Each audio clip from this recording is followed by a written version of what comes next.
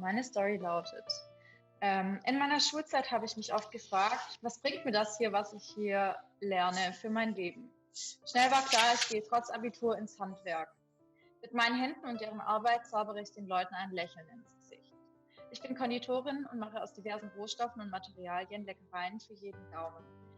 Egal ob Pralinen, Karamell, einfache Kuchen oder aufwendige Torten, Dekorationen oder Schaustücke, wir lernen, wie vielfältig unsere Lebensmittel sein können und was sich alles damit machen lässt. Hinter jedem Rezept steckt ebenso physikalische Grundsätze und chemische Reaktionen. Die Konditorei vereint Kreativität und Wissenschaft. In der Ausbildung lernt man zudem, wie man verantwortungsbewusst mit den Rohstoffen und den Materialien umzugehen hat. Wie in jedem Handwerk entwickelt man in der Ausbildung zum Konditor Fähigkeiten, die man nicht nur auf der Arbeit, sondern auch im alltäglichen Leben gebrauchen kann. Aus Leidenschaft wurde ein Beruf.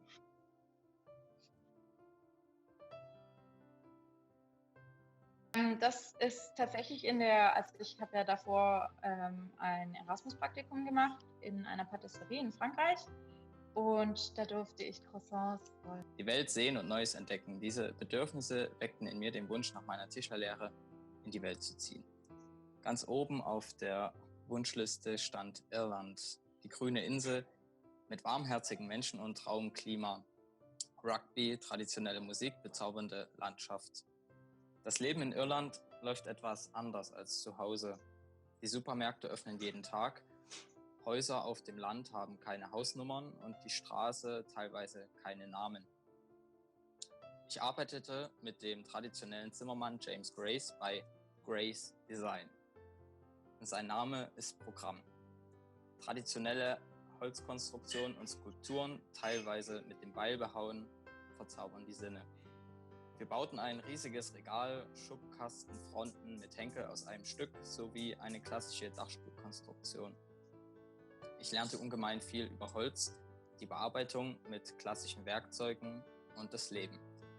Ich bin sehr dankbar für diese Zeit und lege jeder und jeden ans Herz, seinen Träumen nachzugehen.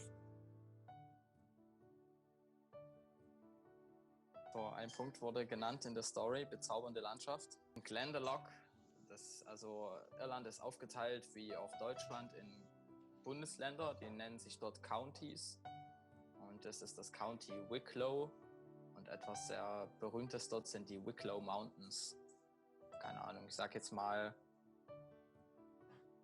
aus dem Bundesland, wo ich komme, wäre es die Sächsische Schweiz und dort ist es halt die Wicklow Mountains. Das ist halt sowas, was man sich vorstellt unter den Highlands in Schottland, so in der Art.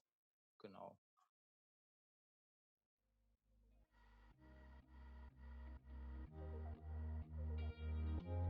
Also ihr müsst euch jetzt quasi im Kopf vorstellen, jetzt gehen so langsam klitzekleine Trommeln los.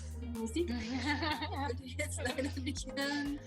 Und ihr tretet jetzt vor irgendwie vor eine größere Gruppe und ist mal so ein bisschen peinlich beschämen, dass man jetzt diesen tollen Preis bekommt. Und dann, genau, kommt Steffi, freudestrahlend und überreicht euch eure super Preise, die ihr auspacken durftet. Tada! Nämlich die beiden Notebooks und die Urkunde, die euch hoffentlich auch gefallen hat. Und wirklich herzlichen Glückwunsch von unserer Seite nochmal.